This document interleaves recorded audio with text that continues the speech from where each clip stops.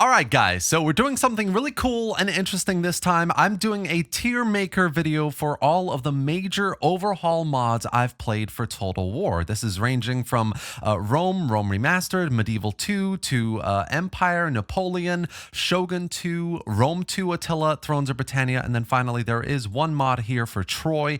I haven't really played modded Pharaoh, Three Kingdoms, or the Warhammers, so none of those mods will be on this list. It's focusing on those historical Total Wars, what I've played extensively, made videos about. That's what today is going to be. There is also no D tier here. All of this is going to be for C, B, A, and then S. That's what we're going to focus on. I don't believe that it's fair to really judge a mod in the D tier.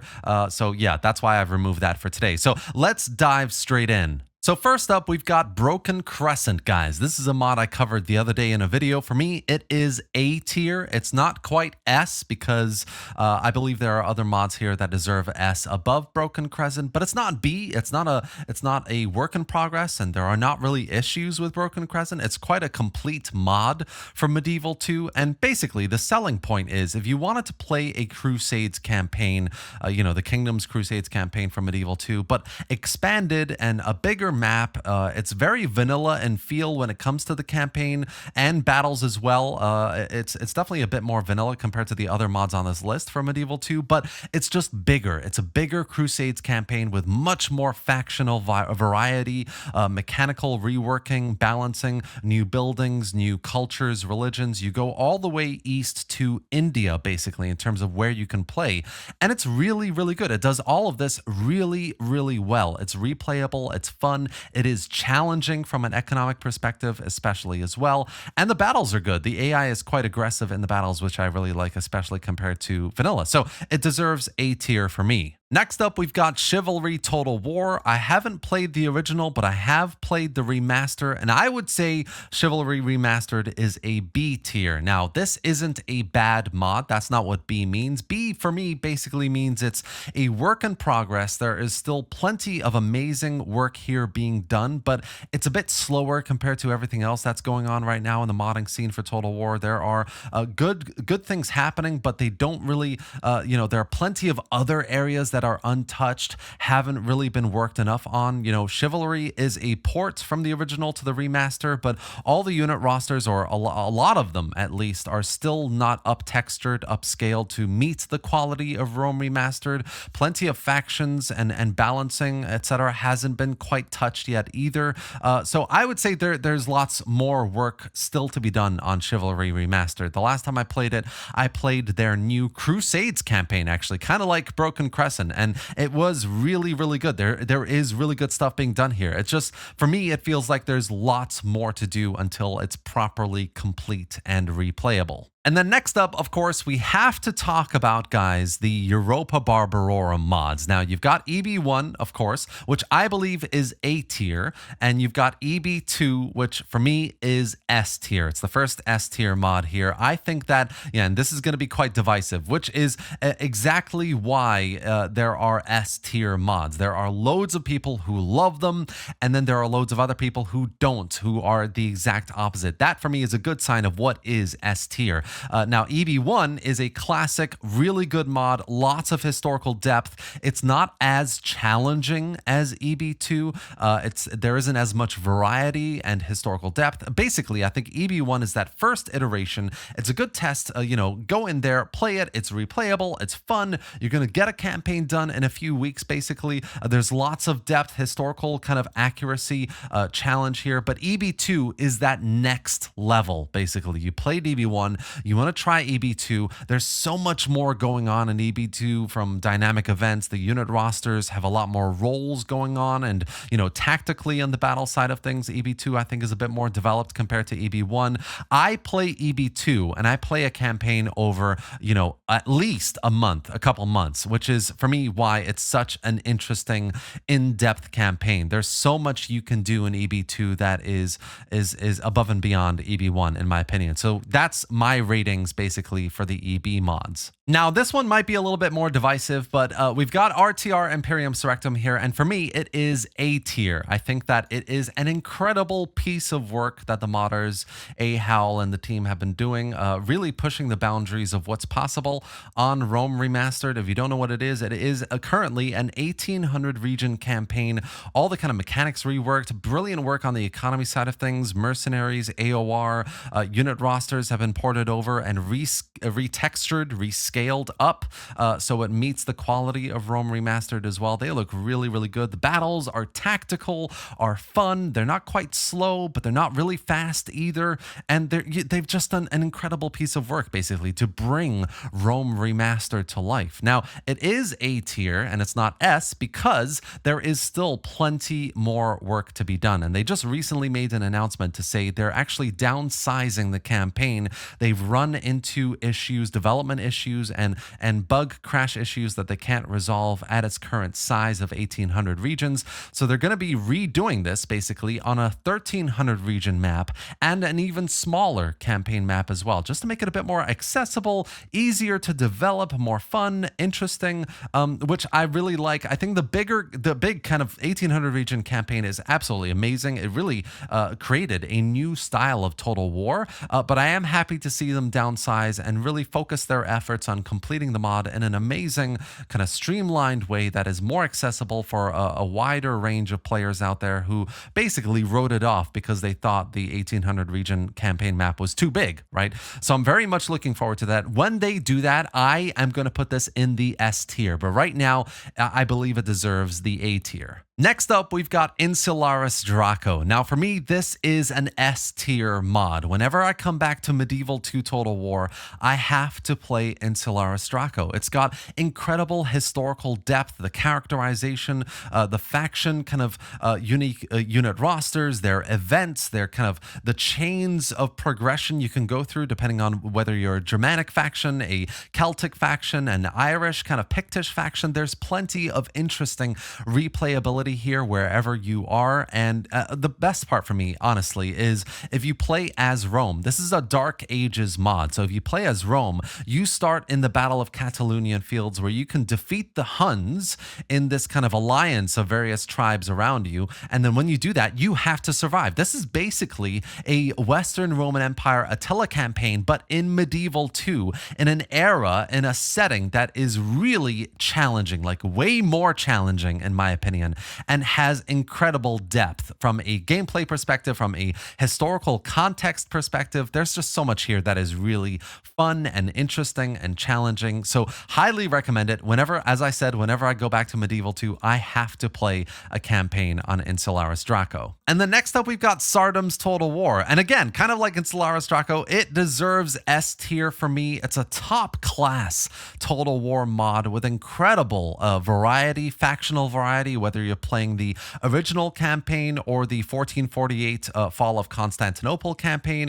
There is incredible detail in these campaigns, guys. Like the work that they did on the campaign map, whether it's city models, the various forts, and village placements, the variety of factions, the unit rosters are absolutely brilliant. They really bring out the battles in these mods from Medieval 2. It's so much better than anything I thought was possible for the game. Honestly, I think it's a brilliant set of medieval campaigns. If you've never played them, they're really popular, so I'm sure you've heard of them. But basically, for me, Sardam's is like pinnacle Medieval 2 modding. This alongside another few other mods that we're going to get to as well. But this alongside Insularis Draco, EB2 is probably at the moment my favorite Medieval 2 mod, Sardam's Total War. It definitely deserves S tier. Now, next up, we've got Steam and Steel Total War. This is a very interesting mod. For me, it is A tier. It's a very cool campaign. I think it's unnecessarily limited due to the kind kind of engine limitations of Medieval 2. It's got a limited number of regions and, you know, factions, religions, and cultures, which is really a shame, because I think Steam and Steel has amazing potential to be S tier, but I can really only play one campaign, and then I kind of start getting a bit bored, and then I move on to another mod. The problem is it's a global campaign map. It's set in this kind of Victorian era. You can play a faction in Japan, or you can play a faction in China or Europe or the Americas. Like, there's so much factional variety, and it's really, really great. The global campaign map is really interesting and unique and different to what else is out there. It's A tier because I love what they've done here. It's a very complete mod. The battle maps have been completely redone as well. It's unique battle maps to fit the Victorian era. It's just absolutely amazing. But there are certain things that I wish were better. I really hope that a Medieval 2 Remastered comes out, because if it does, it's going to be mods like Steam and Steel, Insularis Draco, Sardams that really make the most of it. But Steam and Steel is an example of a mod that really needs it, I think, in my opinion. So at the moment, for me at least, it is A tier. All right, guys, this next mod basically defines the S tier, and that is Stainless Steel and the Stainless Steel Historical Improvement Project. If you wanted to play a Medieval 2 Grand Campaign, but far above and beyond anything you thought was possible for it, you know, within the limitations of the engine even, that is definitely Stainless Steel and the kind of newest iteration of it, which is the Historical Improvement Project. I'd recommend you play that over the original Stainless Steel, but both are very, very good. There is so much historical research. The unit rosters, the variety of the unit rosters across different cultures and factions mean no two battles is ever going to be the same. The battles are incredibly tactical and really, really elevated compared to vanilla, especially the campaign mechanics, the events, the descriptions, the characters, the family trees, everything, the traits, everything is absolutely top class in Stainless Steel. So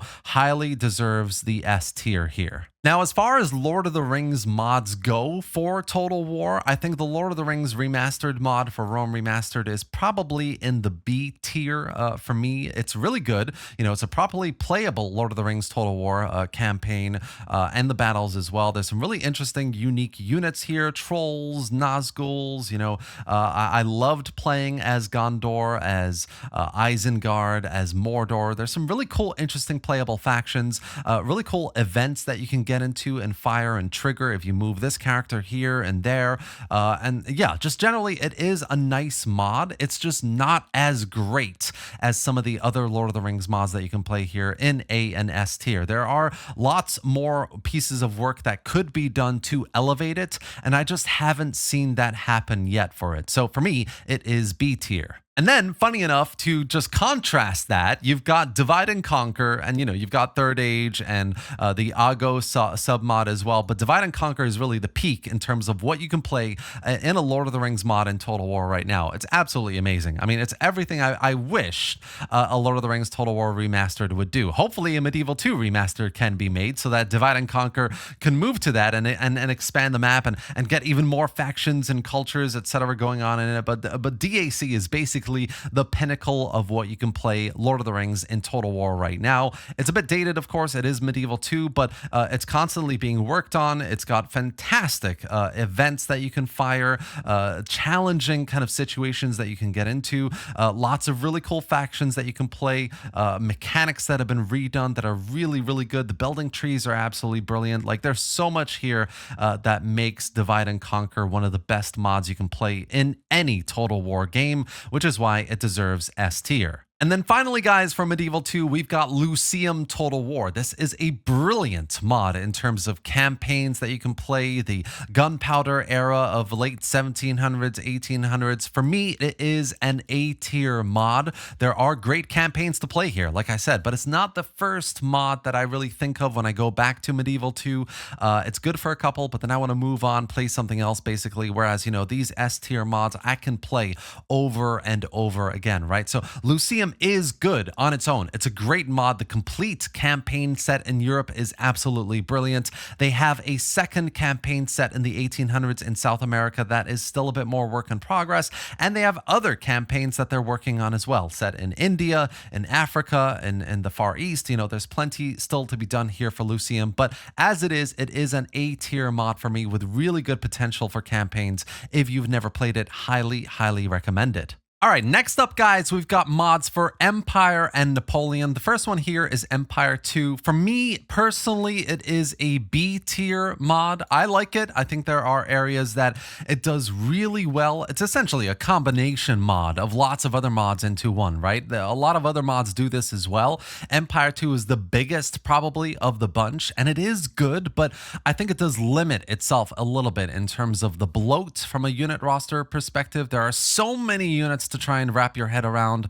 I never really know what unit really to recruit over the others. It's quite kind of convoluted and not very clear. And the other issue with Empire 2 is it still has a lot of stability issues, lots of bug and crash issues, despite work by the modders to try and fix a lot of this. It's still there. So, you know, Empire 2 is good, but I think there are other Empire mods that are slightly or a bit more better than Empire 2. So for me, it is a B tier mod, but still very much worth playing. And then we've got Napoleonic Total War 3, NTW3 as it's better known, and it is very good. From a battle perspective, if you're looking for a Napoleon mod that basically redoes the battles in a way that is really historically accurate and interesting, engaging, challenging, unit sizes that are bigger, you know, it's got a huge multiplayer scene as well. I really enjoy it. The unit visuals are some of my favorite of any mod as well. Then it is NTW3. For me, it is an A-tier mod. I won't play it very often because it is mainly battle focused. The multiplayer focus of the mod is where things really shine. The campaign is good, but it's not really where you play Napoleonic Total War 3. What you're in it for is the multiplayer scene more than anything. So for me, it is an A-tier mod. Next, we have Pike and Shot Total War. This, again, is an A-tier mod for me. It's very good. It's essentially a reskin overhaul for Napoleon that turns it into the Pike and Shot era. Loads of great factions to play as. Unit rosters are really cool. The tech progression is really quite fun in Pike and Shot as well as you progress into higher tier, different types of units and guns and artillery. Like, it's a really cool mod in that perspective as well. The battles are really fun, especially, you know, with the Pike and Shot warfare in mind. You know, we don't have anything like this in official Total War. So Pike and Shot 2, which we'll get to in a second, are really the pinnacle Pike and Shot mods you can play in Total War right now. So for me, it is absolutely an A-tier mod. And then we've got Imperial Splendor, and you know, just like Empire 2, this is a mod that's trying to enhance and elevate Empire Total War. It's very limited by what the AI can do, but one thing that's quite cool about Imperial Splendor is it expands some of the regions that are on the campaign map. The unit rosters, a lot like Empire 2, are very different and redone, but they're not as bloated as well, and it's much more stable too. So Imperial Splendor for me is an A-tier mod. It's nice. It's a better version of Empire, you know, compared to like Darthmod or maybe even Imperial Destroyer or PUA. Maybe it's not as good, but it still deserves, in my opinion, that A-tier rating for it. And then next up, which is one of my favorite mods for Napoleon, is the Great War mod. It's a World War I mod. This is an A-tier mod for me because, you know, despite the limitations of what's possible on Napoleon, despite the AI issues, you know, as well, the Great War has actually done a really good job of trying to make a World War I mod that works. You know, the battles aren't quite representative. You don't have trench warfare. They're not long and drawn out. They're very engaging, not very tactical, kind of tactical, but they're just full-on battles from an artillery perspective. Tanks, you know, the technology progression in the Great War is really fun as well. And the campaign is cool. I mean, you got a lot of dynamic events that happen, armies that pop up here and there. It's on Napoleon, so things are much better than Empire, of course, in many respects as well. So it definitely deserves that A tier for me. And then we've got Field Command Napoleon. This is, for me, very much like Napoleonic Total War 3. It is mainly a battle-focused mod. You go into the Discord, the community. It's a multiplayer-focused community. All these players getting tournaments together, playing battles together to really enjoy, the realism, the strategy of Napoleonic warfare, properly done, historically accurate. Unit sizes, army sizes in these battles get huge. Tens of thousands of troops in each of these battles. And, it's also worthy of A tier because they're doing so much work on the campaign side as well, which is kind of ongoing. It's still work in progress, but, they're doing a lot of the rebalancing that needs to be done to make the campaign fun, trying to tweak and improve the AI for Napoleon as well, various mechanics, building trees, tech trees to kind of try and represent the kind of work that they've done on the unit roster side as well. All of that shining through on the campaign is a big focus for them as well. So Field Command Napoleon, definitely an A tier for me. By the way, there is a Shogun 2 version of the mod, Field Command Sengoku. It is kind of early days on it. There's some really, really good stuff happening there as well. But if you're interested, definitely try that too. And then the final couple mods here on Empire, we've got Imperial Destroyer, which again, for me, is an A-tier mod. It's very good at what it does. It's very balanced, especially as well. Imperial Destroyer adds those regions to Empire. It unlocks lots of factions. It's very similar to me with Imperial Splendor, which is why it deserves that A-tier rating for me. And then finally, you've got Pyre to Borealis, which for me is the best mod you can play for Empire. A lot of people swear by Darthmod, which is good. Darthmod definitely does a lot from an AI perspective, especially, but Pyre to Borealis is an all-rounder, really, really good for Empire. It's got the unit rosters, it's got mechanics, it's got the factions, it's got the new regions, and more than anything, actually, it's got a launcher that gives you options for what you want to have in your campaign and what you don't. Whether it's difficulty, unit sizing, different eras of history. It's got lots of different campaigns, which you can check out. So it's a very, very cool all-rounder mod for Empire. And then moving on to Shogun 2 mods, guys, there's some really interesting mods for Shogun 2. The first is Master of Strategy, and I highly recommend if you're going to play it with the Strongholds of the Samurai kind of combination mods, overhaul mods. These two together especially is an A-tier campaign for me. Really, really fun, really challenging. There's a really kind of fresh breath air of mechanical changes, balancing changes, overpowered units that are tuned down, other units that are added in for other factions that should really have them, in my opinion. Naval combat is quite cool. It does affect kind of the Sengoku and the Fall of the Samurai campaign as well, so you can play both of these with Master of Strategy. And in terms of, compared to, a lot of people compare it to Darthmod, I would say Master of Strategy for the Sengoku campaign especially is better than Darthmod. So if you're going to do Sengoku, play with Master of Strategy. If you're going to play with Darthmod, I would say that is really good for Fall of the Samurai. Personal preference, but they're really good all-around campaigns, really nice unit rosters together, especially with the Strongholds of the Samurai. It's an A tier, hands down. And then we've got the amazing, incredible Morning Sun mod. Now, despite, what I'm saying about it right now, it is for me a B tier mod, but it's still worth hundreds of hours of gameplay at least. I mean, it's essentially a mod that adds mainland China and Korea. You've got Russian factions, Mongol factions in the north as well, as far as I remember, and you can play all of these factions with very complete unit rosters all against each other on this bigger map. It's absolutely brilliantly done. It's just there's a bit more polishing to be done. There's a bit more refining, balancing. A lot of these new playable areas on the campaign map look quite work in progress at the moment, at least the last time I played it. So I'm really hoping Morning Sun gets a bit more work done. The last update was in 2021,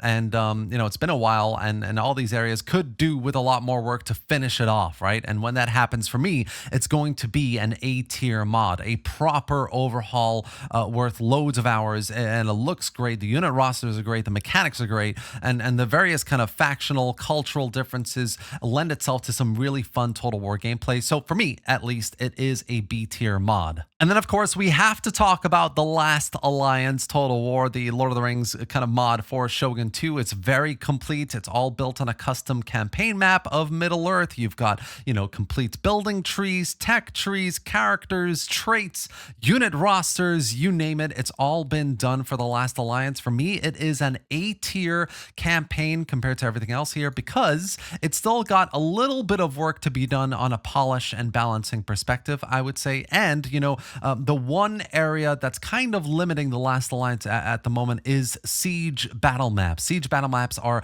vanilla Shogun 2 at the moment. There is work being done to redo kind of from scratch all the siege maps that we have in the mod at the moment, but it's very slow. There have been challenges that the mod team has come up against. You know, how do you do walls that are scalable but unique to this setting? How do you get pathfinding to work with all these new maps? Like there are various challenges that they're currently going through, but it's regardless still definitely an A tier mod, well worth hundreds of hours of gameplay, lots of brilliant factions to play as, and it's properly playable. You know, it's a very, very good mod, while especially we wait for Dawnless Days to have a campaign. And then we've got Pike and Shot 2 Total War. Now, if you didn't know about this, the original Pike and Shot team, they've been developing a new version of the mod on a much bigger campaign map that isn't on Napoleon. It's actually on Shogun 2.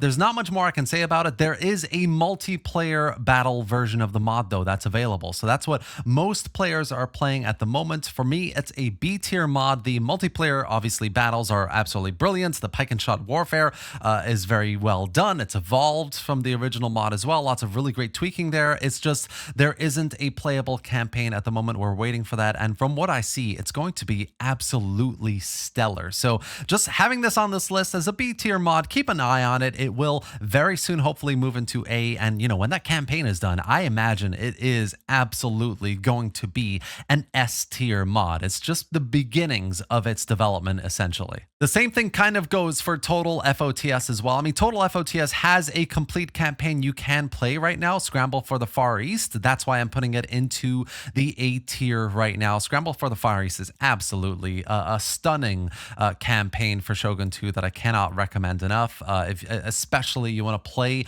that kind of Victorian era gunpowder warfare. It's really, really well done. But they're also working on a new campaign, the Carlist Wars, which I'm sure you've seen me cover it every now and then. Lots of brilliant work being done there. It is a European-based map and campaign. Really cool factions there. Really interesting, different kinds of kind of dynamic recruitment and upkeep as seasonal changes occur in the campaign as well. The map looks really good. The factions are going to be really cool when it's all out, and it's making a lot of progress. So hopefully we get to see that Carlist Wars come out soon as well. Once that's out, for me, Total FOTS is going to be S tier, especially, I'm sure, because I've had access to the campaign. It plays really nicely, and it's making some really good progress, and I think a lot of people are going to really, really enjoy it. And then before we move on to Rome 2 and Attila, guys, I just want to mention very quickly, you've got Darthmod, which is very good in terms of, you know, if you want to improve AI for Empire and Napoleon.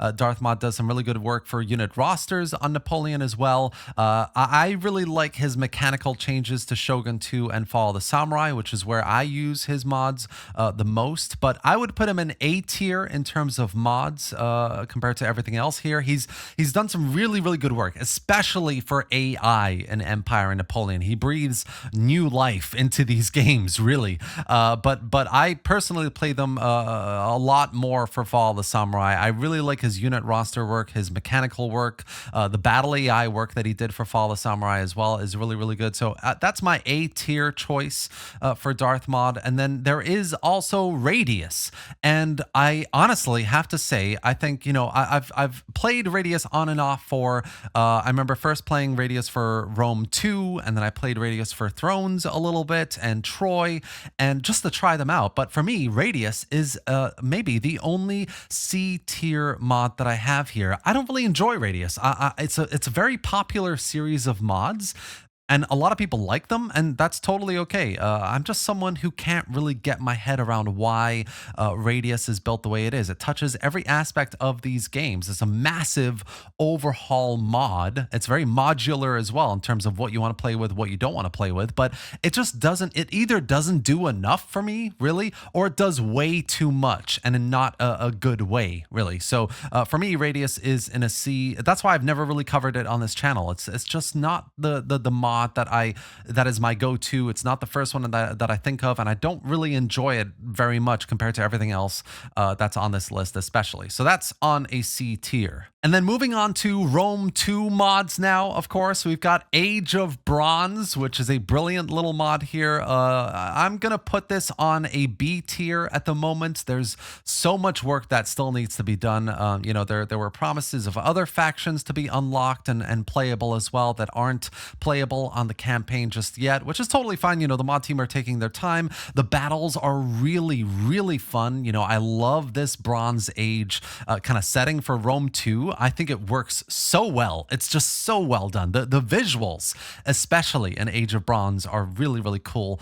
So yeah, battles are really good. The campaign is really good as well. There's a few sub mods for Age of Bronze that really elevate it a little bit more. There's some a trade sub mod when it comes to tin and copper that does some really good stuff. There's a diplomacy sub mod that I think adds a lot to Age of Bronze. The unit rosters are good. The current playable factions, so the Egyptians and the Hittites, are really fun to play as well. It just needs more work. It needs a bit more development, a bit more progress for more mechanics, to get more playable factions, etc. So hopefully we get a new update soon. I've been waiting for it for a long time, and as it progresses and develops some more, I'm sure it's going to go into A tier in the future. And then we've got Constantine: Rise of Christianity. Now, I've only played this a handful of times, but every time I played it, I've been like, this is kind of cool. It's a different setting. It's redone. It's very vanilla in terms of feel when it comes to unit rosters, mechanics, etc. But what it does really, really well. The religious aspect of Christianity kind of spreading across the Roman Empire, how you decide to adopt it as Constantine, if that's the faction you play, and you battle other Roman factions who haven't adopted Christianity that suddenly become your enemy. You know, it's quite a really fun campaign. But the reason why I put it on B tier is, again, it's very close to vanilla, and Rome 2 vanilla I don't like. I think Rome 2 on its own is a very mediocre, weak game, and you know, despite it's a new era, new setting, new unit rosters, lots of interesting events and characters, and it's just a really cool campaign. It's just not something I play regularly. You know, it'll be a one campaign every kind of 6 months, basically, which is kind of what the B tier is all about, essentially. Next up, we have Demetrius, which is a mod I always mispronounce. I'm very sorry, Grossmeister, if you're watching this. The modder has done some really good work with this mod to absolutely elevate the Wrath of Sparta campaign DLC into something just really interesting, engaging. It's very challenging as well in a really good way. You've got a variety of playable factions. It's a new setting, and a setting that is really quite interesting from a historical perspective. Macedonian Wars with its neighbors, and yeah, it's a very cool little campaign. There are unique mechanics. There are emergent factions. The unit rosters are really good. It's just, you know, there are two mods that I can think of for Wrath of Sparta that do it well. One is this one, and one is Helenica. So this definitely deserves a place in the A tier. And then we've got the medieval mods for Rome 2 Total War. Of course, you've got the 1180, 1177, the 1207 campaign as well. Really cool mods here. And for me, anyway, I would put them in the B tier. They're very good. They're replayable. But there are kind of certain areas that I do hope there will be more work on. And I know they are working a lot more on as well. There's unit rosters that could do with a lot more units. They feel a little bit kind of limited compared to everything else that's available and playable, but they are doing very good work there. And the other side of it is I do still believe there's more balancing to be done, both on the campaign with various mechanics that they've been adding in, the equipment mechanics, supply mechanics, etc., and the battle side of things. The balancing in the battles is very good, much better than it was before, but it still needs a little bit more, especially as they add in new units to all of these factions. There needs to be definitely a bit of a rebalancing, I think, for all these different factions and their unit rosters, etc. So for me, it's a very good mod. Love the medieval campaigning that you can do in these campaigns, but it's kind of B tier at the moment, moving into A over the next year, probably with some of these issues that I've just mentioned just addressed and improved on. And then we've got the Rome 2 New World mod. Now, this is a mod I haven't touched in a long time, but for me, again, it would probably be in the B tier. It's a very cool, interesting campaign. I play it every maybe 5 or 6 months. I get back into it, play as the Amazonians or Troy. It's a very, very cool, different kind of campaign. It's basically an alternative history in a mod in Rome 2 Total War, where you can play a variety of factions that or kingdoms that survived throughout later history into the Roman era. It's really cool. You can play as the Etruscans, which is a really nicely done faction in the mod now as well. And there's a new update being worked on to add a kind of an undead horde that invades the world, which I'm very much looking forward to as well. So that's definitely a B tier for me. And then next up, of course, we've got Parabellum. Now, Parabellum is essentially the mod you want to play if you want to play a vanilla Rome 2 Total War campaign, regardless of what campaign it is, if it's Empire Divided or the Grand Campaign or Wrath of Sparta, you want to play with Parabellum. It touches it all. New unit rosters, you know, balancing, mechanics,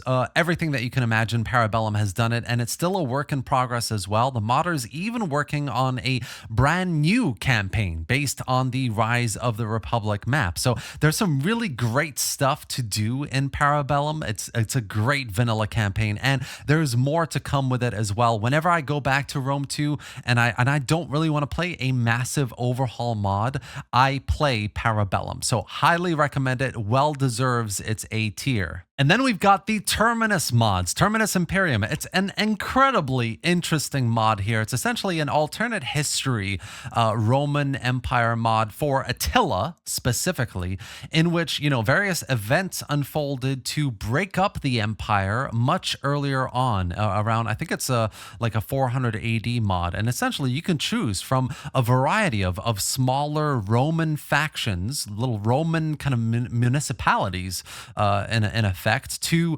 manage these areas and expand out. And it's essentially, yeah, like an alternate history campaign. And it's really, really well done. It's an A tier mod for me. The potential for replayability is great. The unit rosters are really cool as well. It's essentially like a New World mod, but better and for Attila, which I love. So highly recommend Terminus Imperium in the A tier. And then there are two Viking style mods that I want to talk about here. One is for Rome 2, that is the Viking Age, and the other is for the Attila Age of Charlemagne campaign called the Age of Vikings. Now, of the two, I actually prefer the Age of Vikings mod. Even though the campaign map is smaller, I feel like the faction there is more complete. It's a much nicer kind of feeling, polished campaign as well. Even though Attila has performance issues, of course, I feel like Age of Vikings there is just a much more playable and fun campaign. I'm going to put both of these in B tier, just FYI, because kind of like the other mods here, it's more limited in terms of what it does for these campaigns, what it adds. But yeah, essentially, if you want to play a Viking era campaign, it would be these two. I would prefer Age of Vikings for Attila than Viking Age. Viking Age is good. It's just, it doesn't fit the kind of setting as much for me on Rome 2 as Age of Vikings does on Attila. Now, next up, we have Wars of the Gods, Ancient Wars for Rome 2 Total War. This is going in the A tier. If you don't know what this is, I haven't covered it in a long time. I covered it about 2 years ago, I think. It is essentially another DEI style for Rome 2 that's very under the radar. Most people talk about Divide and Impera, but Wars of the Gods, Ancient Wars is really worth playing as well. Maybe not as much, in my opinion, but it's still very, very good. You know, you've got 1,500 units across all the playable campaigns. All the campaigns have been overhauled, you know, unlike DEI, which hasn't touched Empire Divided and a couple others. You know, Wars of the Gods has touched everything, unique mechanics, you know, balancing, events, you know, everything that you can think of. You know, Wars of the Gods has done it. It's a full scope overhaul of Rome 2 in a way that really elevates it. And more than anything, it makes it incredibly challenging and difficult. You've got an AI with lots of aggression, some some kind of tweaked, overpowered AI cheats as well. Their priorities are really well done, I would say, from an AI perspective on the battle side, especially as well. And I know there's a Bran Macborn mod or sub mod, or maybe he's even worked on it as well. There's a lot of, I feel like, influence from there as well. So it's a very, very good mod. A tier for me, very replayable, highly recommended. If you're kind of bored of DEI, you should try Wars of the Gods. And then speaking of DEI, of course, we have Divide and Impera on the S tier for me. A lot of people may disagree with me, and that's totally fine, but I do find DEI is an excellent mod to play. It's got everything, but not just everything. It's got like a full scope historical kind of authenticity, huge amounts of work into research, descriptions, units that work really well, the tactical kind of changes to battle AI and the pacing there is really nicely done. I like the campaign mechanics that they've added in, population, supply, religion, culture, all of it is really, really well done. DEI, for me anyway, aside from stainless steel or like Europa Barbarorum or Divide and Conquer, DEI is the other GOAT of the Total War series. So enough said, it basically deserves its S tier rating. And then you've got Helenica. Helenica is a very good mod as well. Gonna put it on A tier here. You know, if you wanted a DEI style mod for the Wrath of Sparta campaign, it's got to be Helenica. Demetrius is very good, but Helenica, I would say, is a bit better. So yeah, essentially, like DEI, it touches every aspect of the Wrath of Sparta campaign. It adds those mechanics like the population, the supply, etc., to the Wrath of Sparta campaign as well. Unit rosters, the battle tactics, again, the AI, everything you can imagine and you like about DEI, essentially, apply that with Helenica to the Wrath of Sparta campaign. So absolutely deserves its A tier rating here as well. Now, another S tier rating for me here is Age of Justinian 555 AD. This is part of a series of Dark Ages mods by Anisvara and a few others, Wibbly Wobbly Wonder, who left the modding scene, unfortunately. But this is absolutely an S tier mod. It is probably one of, if not my favorite mods for Total War Attila. If you're looking for something that is challenging, not just from a mechanical perspective, but also like the setting is interesting and challenging. Playing as Justinian to try and reconquer Rome and the Western Roman Empire, the lands that were lost, the unique dynamic events that fire to make it even more challenging. Like, this is basically DEI for Attila meets sort of like stainless steel or Sardams. It's a really nice feeling you get when you play Age of Justinian. The challenge, the unit rosters, the various kind of mechanics that have been added in and tweaked, to the balancing is really well done. There's huge polish. Yeah, I can keep on talking about it, but Age of Justinian is probably my favorite mod for Total War Attila. And then next up, you've got Ancient Empires, which is a very classic mod. There is actually a newer version called Classical Empires. For me, it is an A tier campaign. Absolutely. Where can I slot it? Here we go. Ancient Empires, definitely A tier. Some really cool, interesting mechanics, especially on the building tree, the economy side of things for Attila. It is essentially a Roman style campaign, Second Punic War in Attila. So it's a new setting, new mechanics, new factions, new unit rosters, new everything. That is Ancient Empires. It's really well done. Highly recommend it if you're looking for something new. You're bored of DEI, of Parabellum, Wars of the Gods. You've played Europa Barbarorum. You want something a bit different. Ancient Empires is absolutely it. The only issue I have with Ancient Empires is the battle AI. The battle balancing in Ancient Empires isn't great. It could do with a lot more improvement. That's, I think, where Classical Empires has tried to make some improvements, but again, I don't really think it does a good enough job. I think Ancient Empires, the only thing really holding it back is battle balancing. So hopefully in the future somebody addresses that. But for me, it is still an A tier mod. And then for Attila, of course, we also have the Anno Domini series of mods. I'm going to focus on the Anno Domini 1051 AD mod here, which is going into the B tier. I really do like it. They're doing some excellent work here, but it is B because it's definitely still work in progress. It's playable, lots of great factions. The unit rosters are still very limited. There needs to be a bit more work on adding new units for all of these factions. The balancing through that needs to be tweaked a bit more on the battle side of things, but otherwise it's a very good, interesting mod. They've done a lot of work to redo the siege maps, especially land maps, some new variations there as well. It's really cool. Highly recommend you check it out. It's basically brand new, but there's more work to be done on it, which is why it's in the B tier for me. I also just want to quickly mention Crusader Wars. This is more of a Crusader Kings 3 mod, really, but it's worth mentioning here. I'm going to put it on the A tier because it's so cool. It basically combines Crusader Kings 3 with Attila through various mods. You know, you can play the Anno Domini mods with the Crusader Kings kind of campaign. So what you're doing essentially is playing the campaign there, and then whenever a battle happens, you get kind of switched into Attila, into the relevant mod, depending on which time period you're playing, and actually play the battles in those mods in Attila, right? So if you're playing an earlier campaign, you can play the Anno Domini, you know, I don't know which mod. I think you can play any of them, really. You can play the Age of Justinian 555 AD mod. The later campaigns, you can play the MK 1212 mod, of course. So there's a lot of variety there, and it does such a cool job of combining CK3 and Attila. So definitely an A tier mod right there. And then next up, we have Dawnless Days. Now, I think a lot of people would like me to put it to A because the campaign isn't released just yet. And it wouldn't really be fair for me to put it to S tier without, you know, having the campaign here. You know, there's a lot more to be done for it.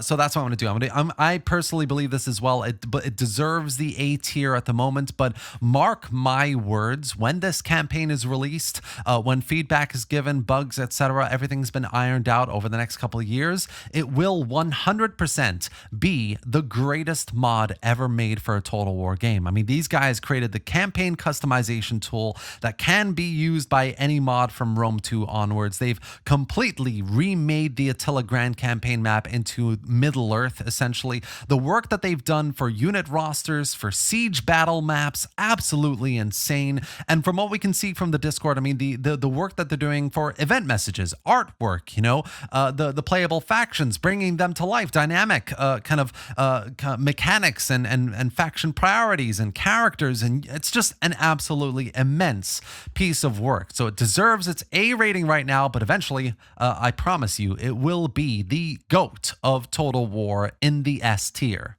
And then next up, we've got Fire Forged Empires. This is one I'm going to just briefly mention. For me, it's probably in the B tier. It's a very, very good campaign overhaul, don't get me wrong, and I think it does some really good stuff for Attila. It reminds me a lot of Europa Perdita and the Fall of the Eagles mod, which I'm going to mention in a second as well, but it just doesn't feel as complete. I think there's still lots more work to be done from a balancing perspective, especially I think the unit rosters are a little bit on the bloaty side for me.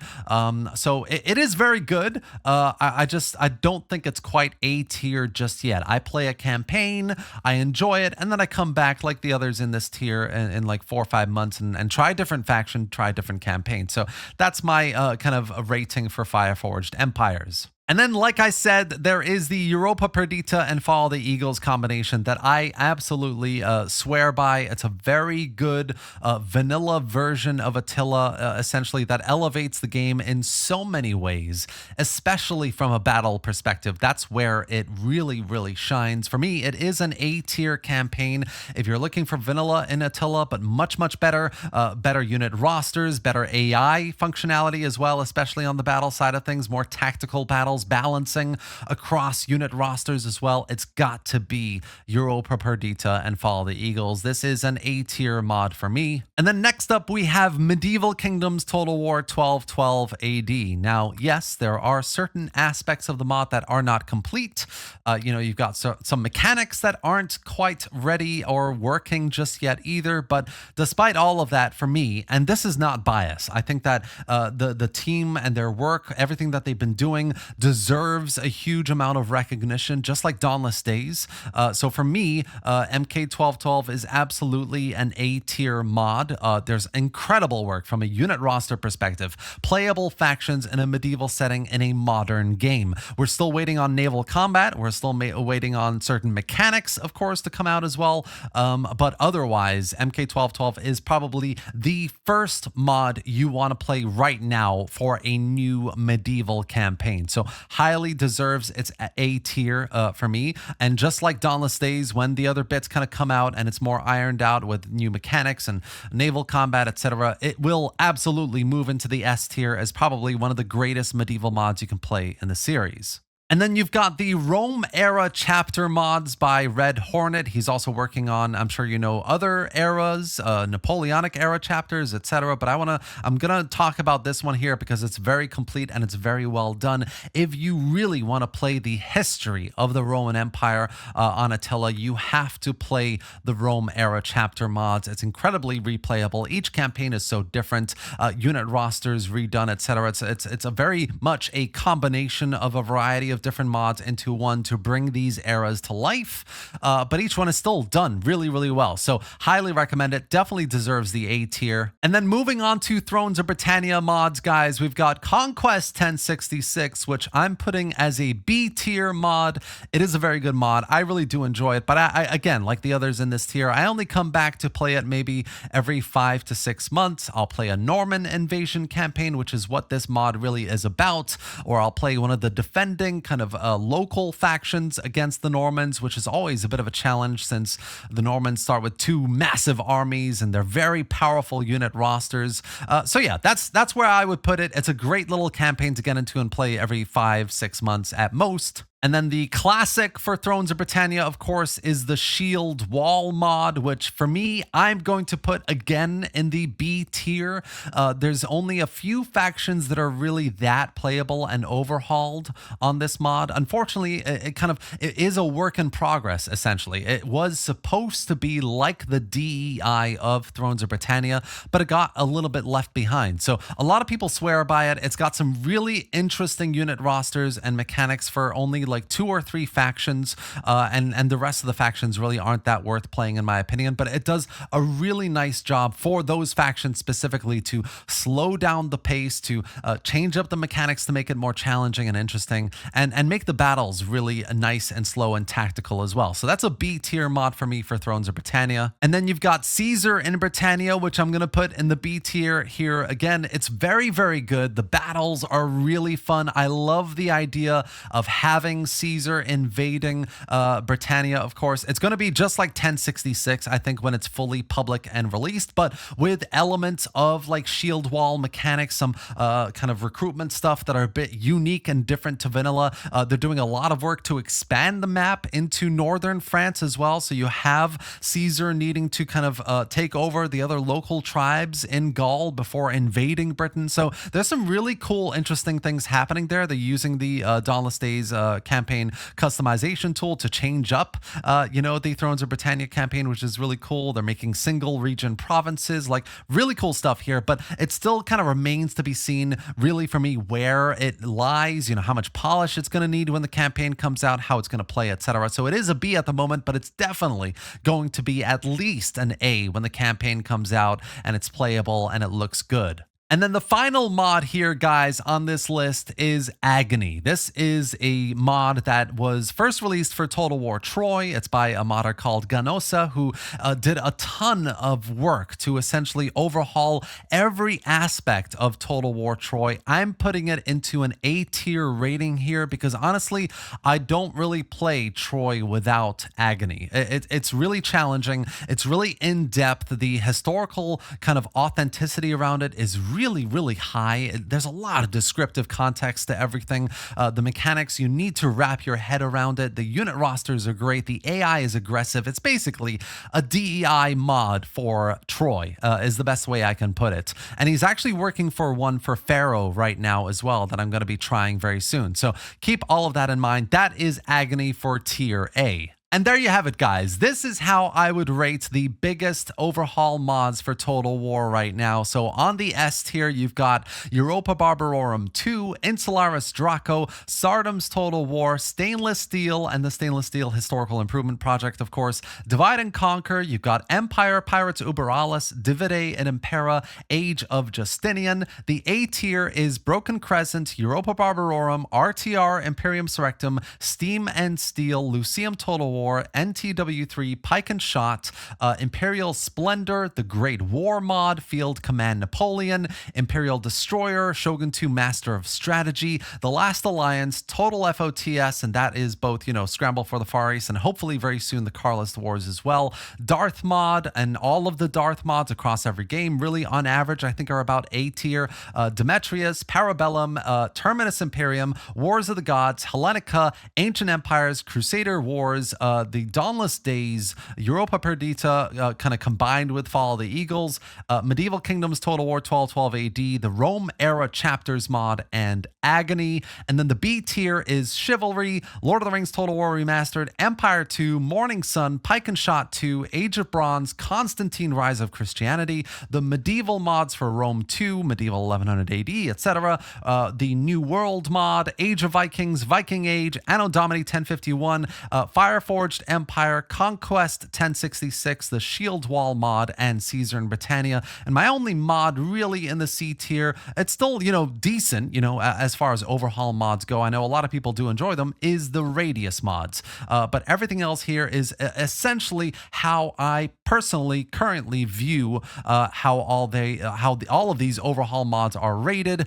I'm sure, as I said, all these will be moving around as things get updated over the next couple of years. But yeah, that's how it all stands. I really hope you enjoyed this video and found it informative. If you did, give it a like and drop any thoughts or questions in the comments section below, and let me know what you think about this tier kind of structure for all of these overhaul mods. If you think this mod needs to be in the S tier or not, maybe, I'd love to hear what you think about all this. I'm very excited to see your comments, and yes, subscribe for more Total War videos just like this. Let me know if you'd like to see another tier maker video just like this for something else, or a particular kind of mod, or mods for Rome 2, for example. Let me know down below. Thanks for watching, guys, and I'll see you next time.